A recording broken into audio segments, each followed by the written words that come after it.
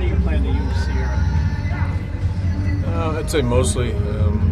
Obviously, got some wheels to come in. If we need anybody to pinch run, take a left-handed at bat for us.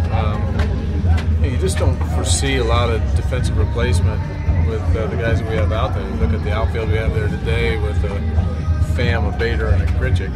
Those aren't guys you want to take out. You put Piscotty in the mix, I'd say the same thing. So and things could work that way maybe for a double switch, but for the most part, take a left-handed bat, but most likely it'd be a great set of wheels late in the game when we need it.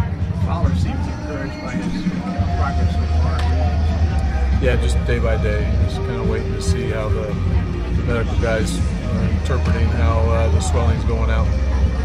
Wainwright through his bullpen today, he said, what do you see as being next for him?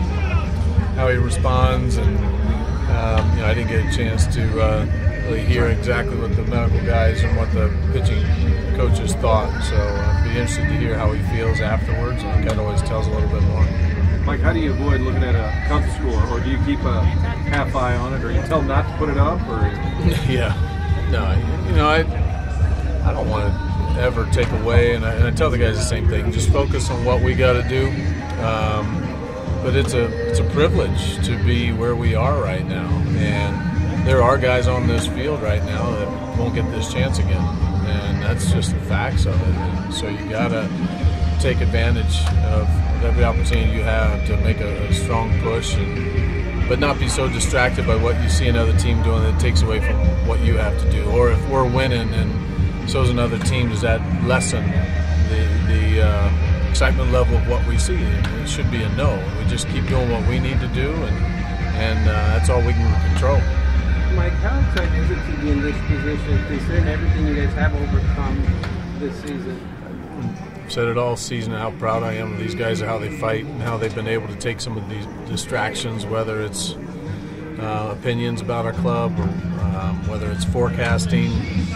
Just play the game, trust yourself, get better. Continue to work to get better, continue to do things and go about your business the right way. We have enough talent that we're going to be where we want to be, and this is where we are right now. We've got a long way to go, and we got a lot of things we still got to do, and we've got plenty of room for improvement, so keep the throttle down. This isn't the time to back off the work. It's time to really even push it down even harder. Let's just make sure we're being smart with responding to how their bodies are feeling, but continue to figure out ways to get better and never really lose that mindset. What does it say about Adam to continue to try to fight to get back to help you guys, and Yadi, the other veteran, that just keeps on wanting to play? What does that say? What message does that deliver to the young guys who will be here for years after they're done playing?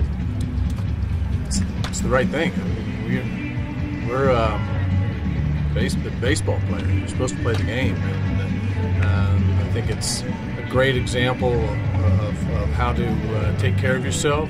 A great example of how to push through injury with Adam, with always trying to get a little better as we talk about the team as a whole too. But Adam's relentless in how he goes about his preparation and in between starts, and when he has gone through injuries, which this isn't his first, he goes above and beyond what the expectation would be. And Yadi's just a different animal, and I think it's a great example of how a high-level player, a very accomplished player, should continue to just have that internal drive for excellence and the internal drive for winning. And it's a priceless example for our young players. Like, you feel like Nicasio is a guy you can just keep going to night after night, that he is kind of fit for this role right now? Possible. No, I shut him down. Last game here Sunday, he wasn't pitching, and I don't think he believed me because he still had his spikes on. So I told him to go ahead and put his shower shoes on, and he laughed at me. But I told him I was going to pitch before he did, and I think we're just going to have to be real careful with him at times, and realize the overall workload he's had is kind of unique ground for him. And so we'll keep an eye on him, but I'd love to be in a situation where we need him every single night from here on out, and we'll just deal with it night by night. But we have some other guys that are ready to take the ball too and are getting to a better place.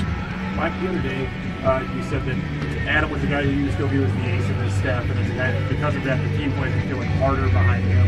Is that something that's unique to Adam, something that he brings out in the guys, and if so, why is that unique to him? Yeah, and that's a tough statement that I made, only in the fact that it would be insinuating that they don't play as hard for other pitchers, which isn't necessarily the truth, except for the fact when you see a guy whose stuff has kind of gone back and forth this year, still have the number of wins and the amount of success, you can't rule out things like the kind of teammate that he is. And you've just seen it too many times with some other really good examples of some top quality people that make an intentional effort to make other people better and watch how the team plays around them. And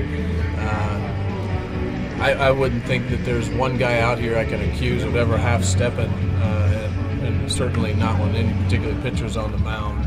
But I do want to give credit where credit's due, and credit's due to the fact that a guy who is the ace as far as our leader goes with our pitching staff, he and Yachty both, have so much respect from the rest of their peers that you're going to see that translate into maybe success that you wouldn't see otherwise. Like the timing of Sierra's promotion, can you describe it? Is it because of Fowler's situation, or why not wait until Memphis runs over? Yeah, I think that's part of it, is with Dex and not really knowing, which then throws Bader into the lineup, which then takes that extra.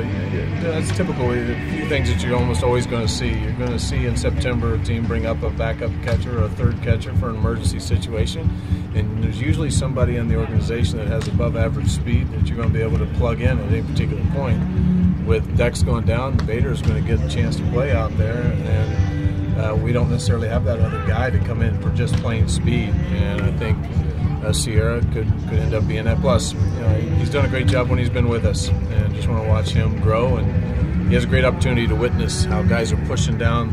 Every young player that we have up here has that opportunity to get better for themselves and their development by watching how our guys go about their business this time of season.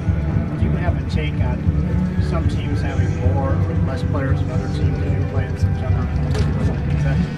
That manager wants to have, I guess, all they can get. So you have 38 players, the other guy has 32, or vice versa. Is that a big difference? Yeah, it's just organizational philosophies. And I'm happy with the fact that we have an organization that's willing to, one, reward guys and also reinforce us. To have those weapons is valuable. I'm not necessarily real happy when I see another team come in with that many guys and I got to watch all the film.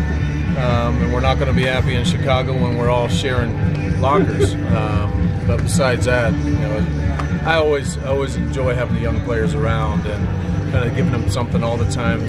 For a teaching environment like we have here, it's perfect for coaches, because many of these guys, after 140-some games, they've heard a lot of things that we've been saying. And we got an opportunity to teach some new things to some new players, which also reinforces some of the other lessons to the veteran players.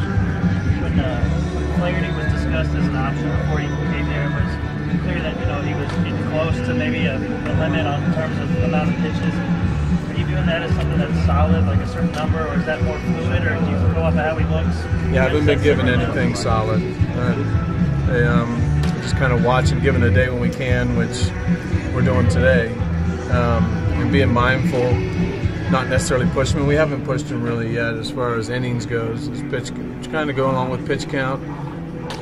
No secret around here. We're going after every win like it's the last one. And we got to figure out how to maximize our starters and without killing our bullpen too. So with a couple guys down there like a Gant and even Sandy, who are stretched out, we have the ability to maybe get a guy like Jack out a little sooner. But he's in there every 5th day or 6th day in this case,